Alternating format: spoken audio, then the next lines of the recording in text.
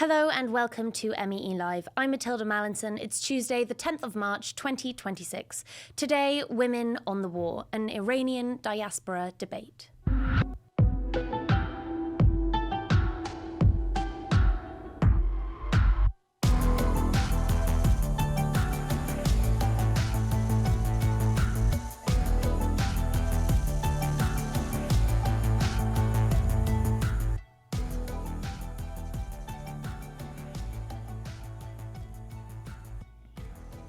Five members of Iran's women's football team have been granted asylum in Australia after refusing to sing the national anthem at the Asian Cup. But some other team members have declined the offer of asylum and insisted on returning to Iran instead. It points to a schism among Iranian women on the question whether foreign intervention will help or harm their prospects in their country, as the US and Israel wage war on it. Women's rights in theocratic Iran have been an urgent humanitarian focus, especially since the murder of Mahsa Amini in 2022, which sparked nationwide women life freedom protests. These drew global attention to draconian morality policies and the use of rape and sexual violence by Iran's security forces. Women's rights banners reappeared this year in Iran's January protests, which were met with ruthless state violence that left thousands dead. This is the tragic backdrop to calls for an end to Iran's theocratic government, which some blame for a reversal of women's freedoms since the 1979 revolution. But as many Iranian women will point out, female education in Iran, for example, is among some of the most advanced in the world, and nothing is more destructive of education and liberation than war. Day one of the US-Israeli strikes drove this message home when 165 people, mostly schoolgirls, were killed in one of the single deadliest attacks on children in memory. Conflict and disaster disproportionately affect women who often carry the burden of displacement and face heightened risk of sexual violence during conflict. And this war is looking to be a mass displacement event, with hundreds of thousands of families forced to flee their homes in Lebanon and Iran already. What you are looking at is, according to Trump, Iranians' only chance to overthrow their government. Proud people of Iran, I say tonight that the hour of your freedom is at hand. Stay sheltered. Don't leave your home. It's very dangerous outside. Bombs will be dropping everywhere. When we are finished, take over your government. It will be yours to take. This will be probably your only chance for generations. But do Iranians agree? Footage from inside Iran shows crowds both mourning the assassination of their late supreme leader and celebrating it. An internet blackout, as well as heavy bombardment, makes it hard to track internal sentiment. Far louder over here is the diaspora debate. And as any woman reporting on this war will know, nowhere is it more polarized than among women. These Western feminists actively support our oppressors. I need Western activists, especially Western leftists, to hear this clearly. Quick question, be honest, why is it ethical to sanction other ideologies and other regimes, but when it comes to Iran, suddenly sanctions are violence and the IRGC must be protected from consequences? They said they wanted to free the women of Iran, free them from the oppressive regime so their hair could flow free. Instead, they killed 100 female children when they bombed a school today.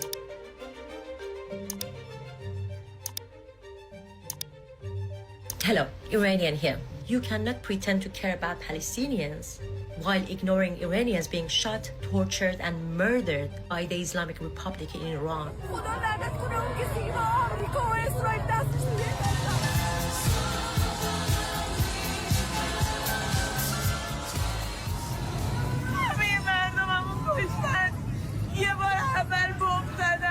They are Iranian women who have been cancelled by our diaspora.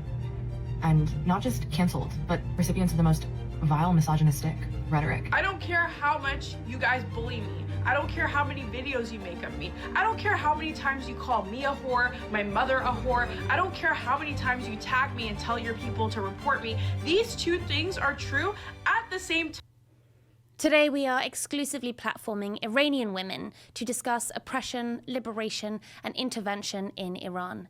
Debate online often risks polarization on the one hand, or a sense of paralysis on the other, with debates descending into abuse and shutting calmer voices out of the conversation. So is the divide bridgeable, Let's find out. I'm joined now by former Iranian prisoner and psychotherapist Shiva Mahboubi, US-Iranian content creator Ariana Jasmine, and British-Iranian actress Alika Ashuri. Now, just to introduce everyone properly, I'll ask you to each quickly summarize your views on US-Israeli intervention in Iran in less than a minute. Shiva, let's start with you. Well, I would say, obviously, war always brings devastation and is unpredictable, and we don't know where it goes. But with the situation of Iran, we have to remember that people in Iran dealing with two wars. One that is happening by bombing, and I understand that it's mainly the IRGC bases, etc. But obviously, being in war, it's devastating. But at the same time, and I think people are more scared of the regime, that even at this time of the war, they've been attacked by the regime, they've been arrested, and still execution sentences carried out in the prisons. So therefore, when we're thinking about the war in Iran, we have to remember that we also dealing with this kind of regime. So it's not a black and white. It's not like war is okay or not. I am for targeted attack on the Islamic regime to weakening the regime in Iran, because they've been massacring people for 47 years. And just as you said, the example of it was in January that they killed tens of thousands of people. Okay, thank you, Shiva. So you are in support of targeted strikes. Ariana, in a nutshell, what's your take? Hello. I unequivocally am opposed to bombs. I think that the Iranian government, I want to start this off by saying that the Iranian government is extremely oppressive, and it's a dictatorship, and it's a dictatorship that many people have suffered under. Although I was born and raised in America, I went to junior high school in Iran, so I'm very well aware of how traumatic that is. I had to go to therapy for 10 years. With that being said, although America says that their strikes are targeted, we have seen in the past with Iraq, Afghanistan, Gaza, and many other places that we have invaded, that is not true, and civilian death is inevitable. We saw what happened in Tehran with the acid rain. Most of the targeted strikes are close to hospitals and civilian areas. And although I oppose the Iranian government, I do not think that America is the liberator of any country, and I don't think that will ever be true. Thank you. So you're categorically against the bombs. And Elika, what is your position? I would like to echo both your other guests, because I, to some extent, agree with both of them. I do believe there is a really complex duality to what's happening in Iran. And as Shiva said, we are at war with both foreign intervention and with what's happening inside Iran. And I believe it's the responsibility of activists and media to distinguish between the people of Iran and the government that has ruled for 5 decades in Iran. And those are not the same thing. I am against the war because I believe that bombs don't kill ideologies. I don't believe that even targeted attacks are going to be free of civilian casualties.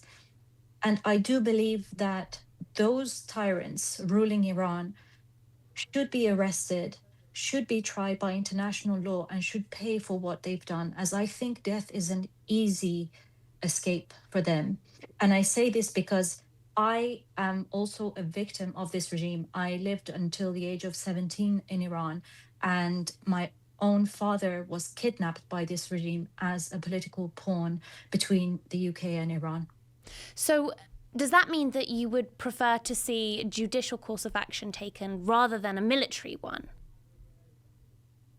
Absolutely. Okay, thank you. Now I'm going to go individually into some of the finer points that have been raised here. But first, I just want to make a comment on how this debate has often been unfolding in the public sphere. Ariana, in our introduction, we heard a clip from you talking about online abuse you'd faced. Just talk us what that abuse has looked like and felt like.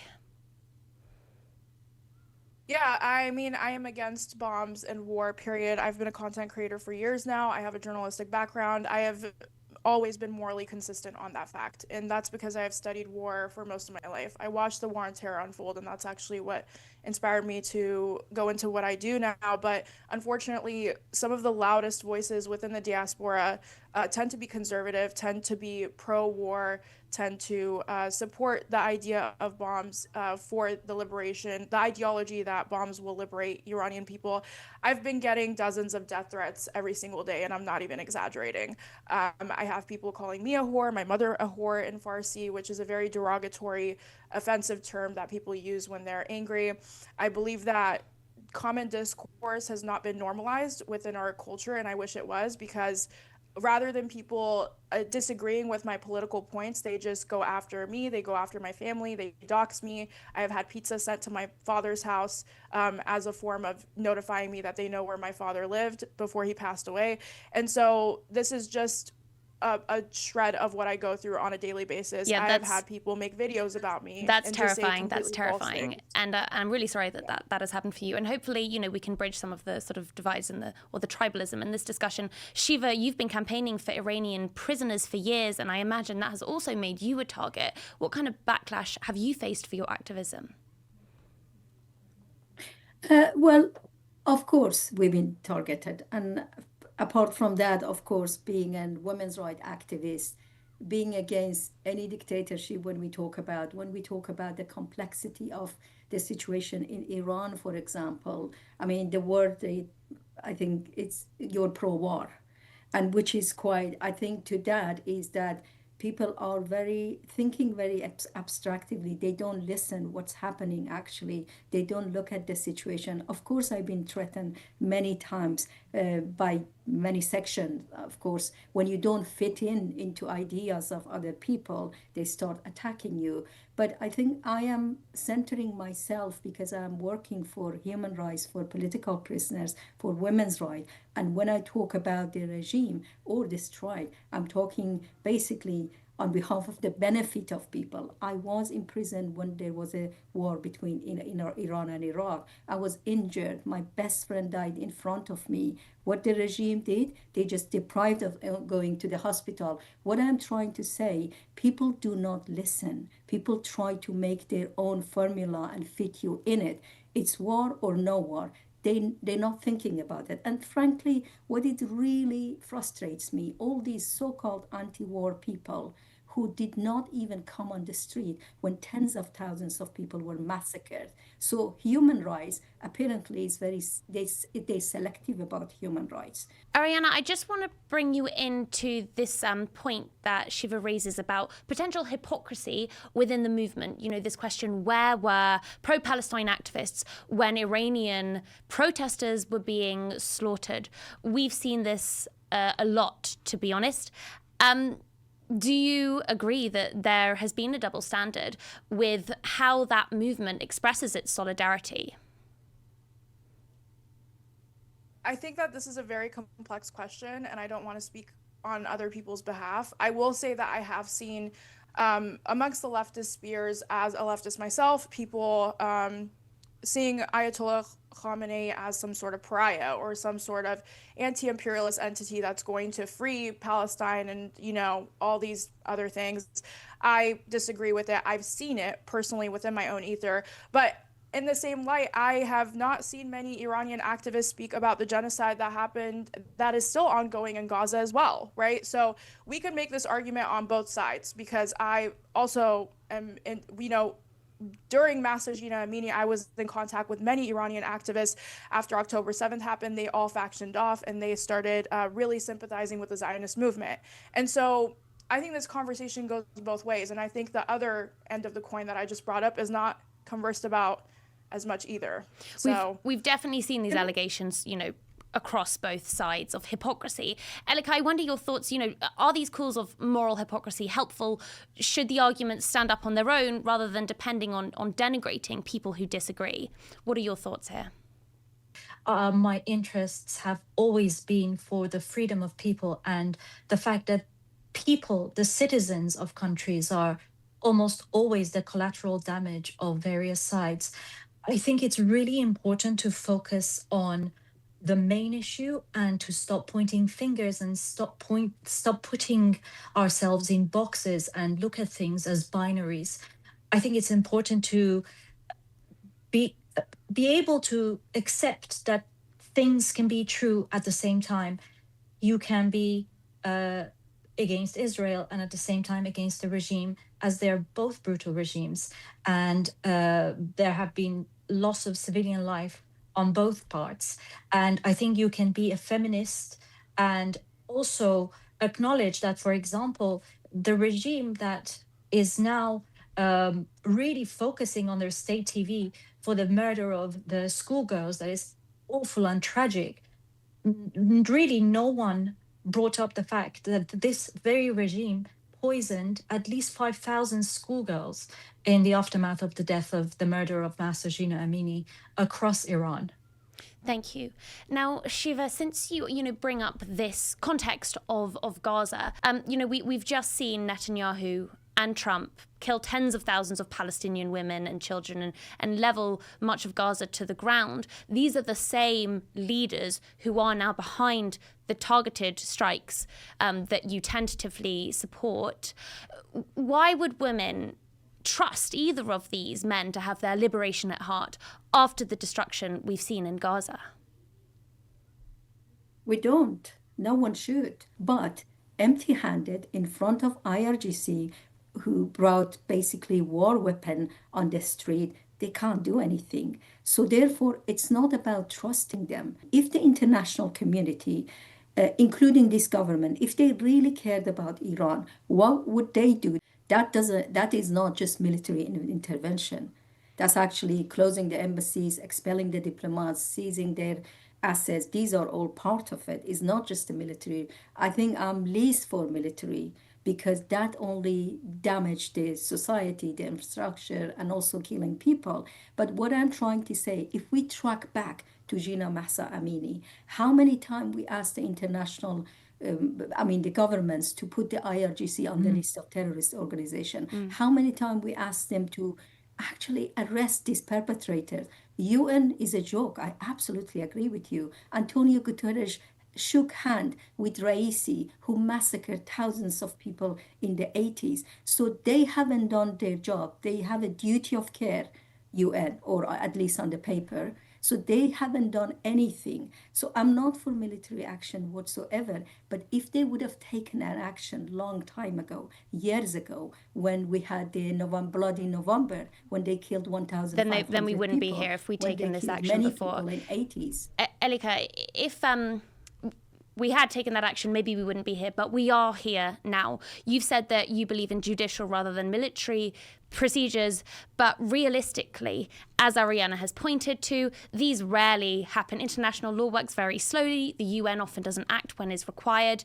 Do you really think that there is an alternative, viable path for the women's liberation movement in Iran without the help of outside forces? I think there would be a chance if the outside help was diplomatic and unilateral between countries.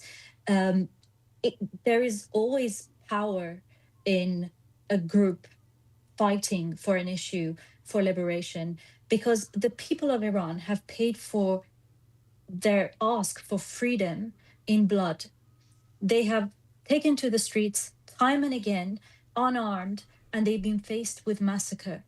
So, I mean, I don't have the foresight to see what the future brings, but I know that either way, the people of Iran are the victims here. If the war de-escalates with the new, even more hardline regime of Mojtaba Khamenei, there's going to be even further restrictions and further atrocities happening in Iran. And if the war escalates, there's going to be more civilian casualties and more victims. So it's a lose-lose situation, and I wish I could see into the future. But I know, as Shiva said, there were ample time for things to be stopped. I can only speak for the UK that I know that as of today, the UK still hasn't designated the IRGC as a terrorist organization. The regime has used Islamic centers in the UK to funnel money back into the regime to then use that to sponsor terrorism across the globe. So these are things that why aren't the international community doing anything about this and carry on validating this regime on a diplomatic stage? Why is it that the UN's Human Rights Assembly is chaired by an Islamic regime body? Thank you. Ariana, I want you to respond to something that both Shiva and Ilika have pointed out, and which I've heard also a lot coming from the pro-intervention movement, which is, in many senses, Iranian women were already at war before this war began. When we look at the state violence inflicted, when we look at the state sexual violence inflicted on women, isn't there a case to be made that the war began long before these airstrikes, and it's not really accurate to say that the war has only begun now? I mean, what's our definition of war, right? I think that when we talk about these topics, we need to have a lot of nuance and not look at things black and white. I think that the Iranian women have been fighting for their liberation for more than 40 years. And I think they have been at war with the Iranian government 100%. I'm not here to disagree with that. At the same time, comparing that to bombs being dropped on an elementary school where more than 160 little schoolgirls and school kids got murdered, you know what I mean? That being said, the Iranian government has, as Elika has pointed out, and Shiva, they have, done acts of war onto civilians as well. I agree with that, but we are watching UNESCO sites get bombed. We are watching hospitals. We're watching prenatal sites getting evacuated. We're watching elementary schools. More than 12 hospitals have been bombed. And we're talking about a country that has already been sanctioned, a country that is already dealing with a lot of government corruption. People already don't have access to adequate health care because of these sanctions. And now we're watching hospitals and things get bombed. Or if they're not getting directly bombed, they are by the military bases, and they're seeing the shockwaves of that after. So once again, I don't think this is black and white, but I think that maybe the definition of war in these two senses could be different, because I wouldn't compare the Iranian women's fight for liberation to bombs getting dropped on elementary schools. Can I say something? Please. It's interesting. One thing is absent in what Ariana is saying, all true, but why is it that there is no talk about purposely and intentionally the regime leaving political prisoners to starve or die in prison? Why isn't there is no talk about using hospitals and schools by the regime? Why is it not talking about, but why people not talking about anti-war people as they announce themselves? Why are they not talking about actually right now they're arresting people? Why are they not talking about the judiciary just issued a statement inside Iran? If people come on the street, we're gonna shot you. And outside of Iran, apparently this is from yesterday, Iranian outside of Iran, if they say anything about war, then they could face death sentence. It's fine to be against war. I'm against war as well, but it has to be, you can't be selective. You can't talk about bomb, but not talk about what the regime does at this point, still executing prisoners. That's double standard to me. I'm sorry, at what point did I not acknowledge that the Iranian government has been incredibly oppressive towards No, the women? list that you make, Ariana, none of them included what the regime does right now during You just the war. used the human shields argument. No, Do you what believe that the IRGC is using hospitals and elementary schools for human shields? Because Of course. that's the same exact. Okay, you're making Israeli Hasbara arguments. No, you see, are. that's the problem. I think that's the hypocrisy. I don't think it is. You defending one fascist and not defend. When did I defend the IRGC? Well, you're I saying literally, they are I using started it as a this human conversation. shield. Hold on. If you're going to accuse me of certain things, I started this conversation by actually completely. Yes, but in the detail. Can you please let me speak? Let's hear please speak? Ariana, your Yes, response no. to Shiva. We can come back to Shiva. Thank you. Did I not start this conversation by completely acknowledging that the IRGC is horrible, corrupt, and has actually subjugated women for decades? I acknowledged that multiple times within this conversation. You have been pro-war, and now you're making Hasbara arguments. You are making Zionist arguments. The human shields argument came from the Israeli onslaught and genocide onto the Palestinian people. So if you're going to accuse me of supporting the IRGC, I'm going to need you to back that up with facts, because I have never done that. I have unequivocally been against the Iranian government. Can I reply? So just now, yes, you said all that, and you just told me they're pro-war. I'm not pro-war. So I think you need to listen to what I say. Secondly, just in the last answer you gave lots of detail about what the bomb does, which I don't disagree, but you didn't say during the war. I'm not saying 47 years. during the war, what the IRGC does, yes, they are using school and hospitals. And I know that from the political prisoners, they have sent political prisoners to unknown places. Yes, of course they do that. They don't shy to do that. I actually had an interview in a hospital. So if you need evidence, I can provide it to you. There is no I don't point need to your say, evidence. yes, can I just finish? Yes, in general, the Islamic regime is criminal, but in this period, it's only the war. Yes, it's war and also the Islamic regime. And there are lots of evidence that they're starving political prisoner to death. You cannot deny that. Okay, That's I know done that by we the need to lose regime. Elika in a moment. Sure, And no Elika, one's I just denying wondered, that you can here. hop off when you have to go, but I wondered if before you hop off, you actually wanted to insert yourself into this discussion or this debate that we're seeing now about whether the plight of prisoners in Iran has been manipulated for Hasbara purposes. What are your thoughts here? I really don't like comparing situations of people because I don't like to use people as generalities. I think each situation is extremely unique, and I really don't want to say something that demeans the suffering of people, whether in Palestine or whether in Iran. And I don't want to use the term war because I think what we need to be asking is violence correct? And I think all three of us can agree that violence against civilians is wrong, war is wrong, and killing children, women, and innocent people is wrong. And if we could all see this from this general, very simple point of view, we would all be agreeing and we would all be fighting for the same thing. And I absolutely hate the disparities that can arise from technicalities and labels. Elika Ashori, thank you so much for your time. Feel free to leave us when you need to. I want to look more at this issue of the Stop War protesters in Iran, because there was a massive division over the reaction to these protests, which were also taking place very close to International Women's Day.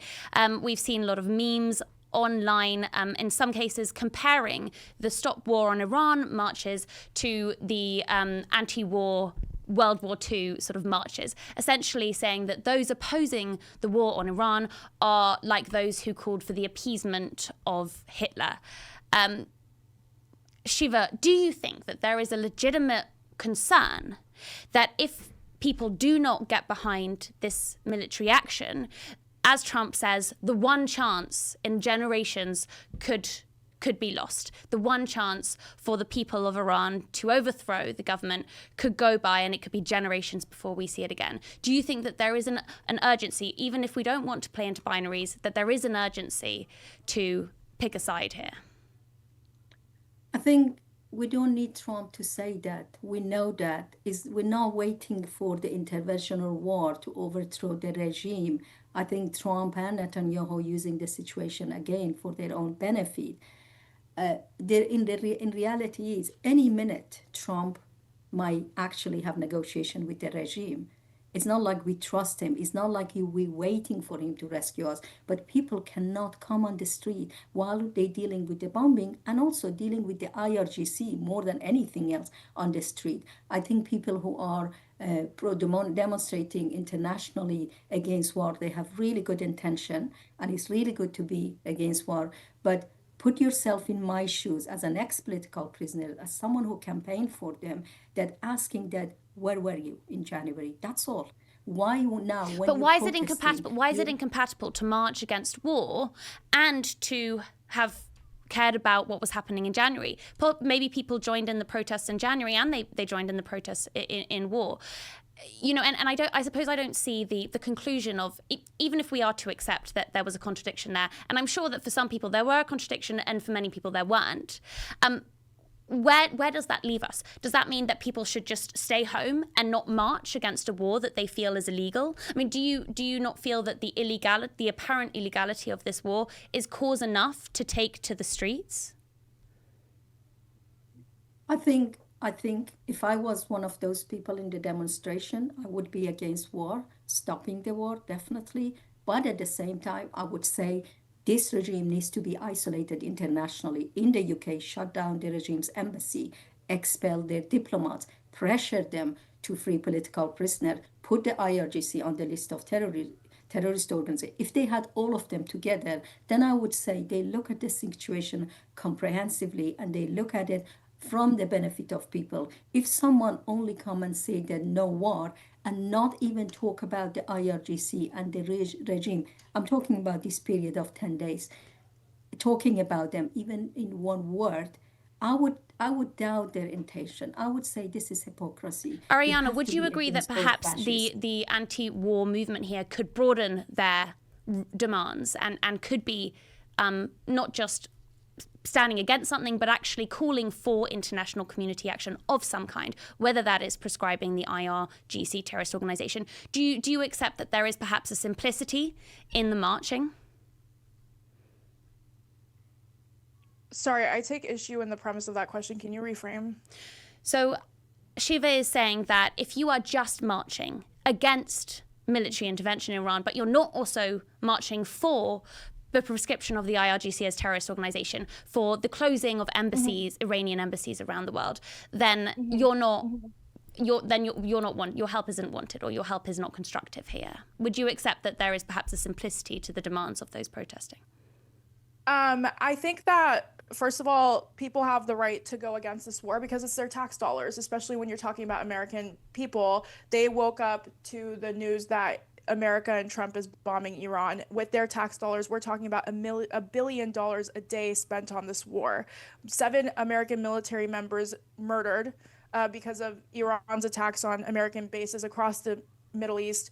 And so I think this is, again, a very black and white framing of looking at it, and that I just simply do not agree with. I think that if my tax dollars are being spent on something, I have the right to go against it and speak out against it. And also, we don't know if every single person at those protests never spoke out in January. We can't make that claim. You know what I mean? I don't know each and every person at these protests, so I don't know if they spoke out in January or not. I understand the premise of that argument, but I wouldn't make this blanket statement, this blanket black and white statement that, you know, this or that. I think that if their tax dollars are being spent on something they don't agree with, they have the right to speak out, especially when we don't have healthcare, we don't have affordable housing, we have veterans in the street begging for food, begging for money. Our VA system is horrible. You have the right to speak out against the war if that's what your money is getting spent on. Yeah, Shiva, I understand actually both perspectives here, and how expanding the demands could be relevant, but also how people have the right to go to war. I wonder, you know, because you are framing this request as an attack, saying, you know, that I question the intentions of people who don't also ask for this, or where were they in January? You know, there's an anger there, there's a frustration there. Can you just explain to us where that anger is coming from? That anger comes from the, what I call it, Holocaust, just as happened in January, just right before the attack. So when you see when parents see tens of thousands of young people in the body bags, they've been shot, raped, women being mutilated, their womb being taken out of their body, and anyone who speak, they would be shot dead. We have so many reports from Iran, so many family talking to us. So when you think about this and you see no demonstration as such by non-Iranian people happened, and then all of a sudden the demonstration happened saying don't attack Iran, which is fair argument, but not saying anything about the brutality of the regime. It's not an anger, it's expectation from international community and caring individual who care enough to come on the street and be against the war, but didn't care enough.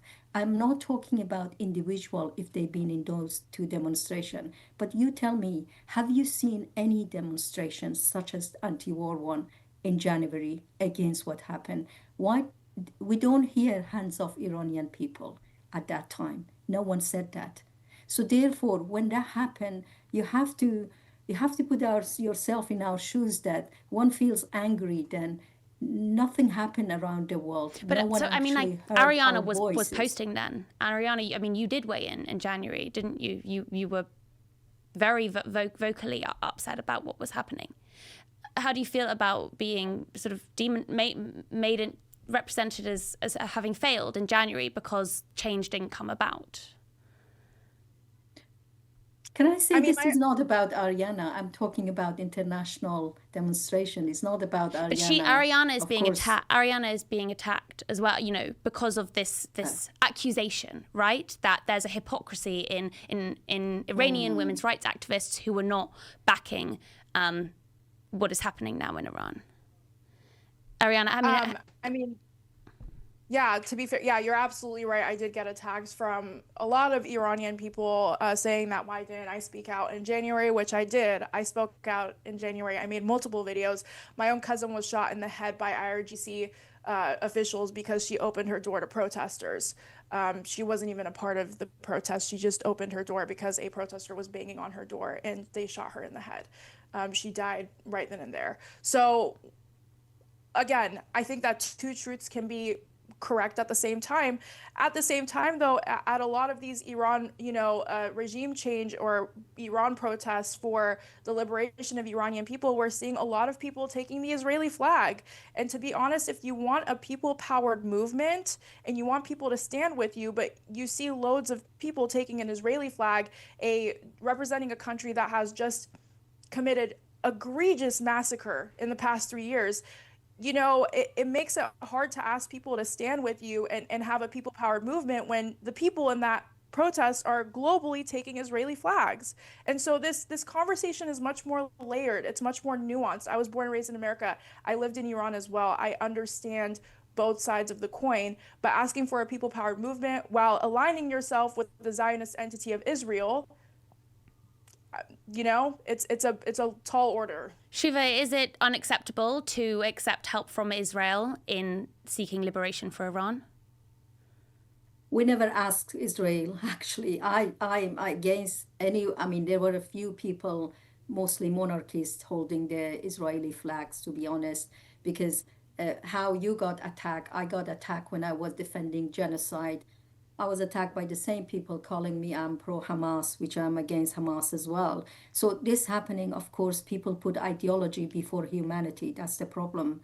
And I guess we never asked Netanyahu or anyone for help. We never asked for this war as well. We asked for the basically isolation, boycotting the Islamic regime. We didn't ask for economical sanction because economical sanction only benefit their government, their regime in Iran. So therefore, I guess when we talk about that doesn't help if they hold basically the Israeli flag. Those are a few people. All I'm asking, listen, if you're for humanity, I'm not talking about you, I'm just generally speaking.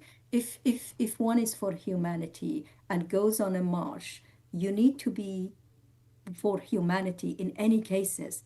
So you can't, that's what I'm saying. That's why when we see anti-war demonstration, this is very common among many Iranian people they're just looking at it and say, this is hypocrisy. Why didn't that happen before for Iran? So that's the reason. We never ask any government to help us. Quite the opposite, actually. What we asked that, can you stop having relationship with the Islamic regime? Each time we said shut down the embassy, they said that, well, we want to have a channel of communication. And we're saying, what channel of communication? Okay, when I'm gonna wrap it up there, but I'm grateful. I'm really grateful for both of you for being so open and for sharing your time and your minds with us today. Shiva Mahboubi, Ariana, Jasmine, thank you so much. And for today, that is all that we have time for. But before we lose you, we would love to hear from you. Please send in your thoughts and questions to @MiddleEastEye on any social platform or email meelive@middleeasteye.net. We'll be here at 5 p.m. GMT, noon in New York, every Tuesday and Thursday. See you then.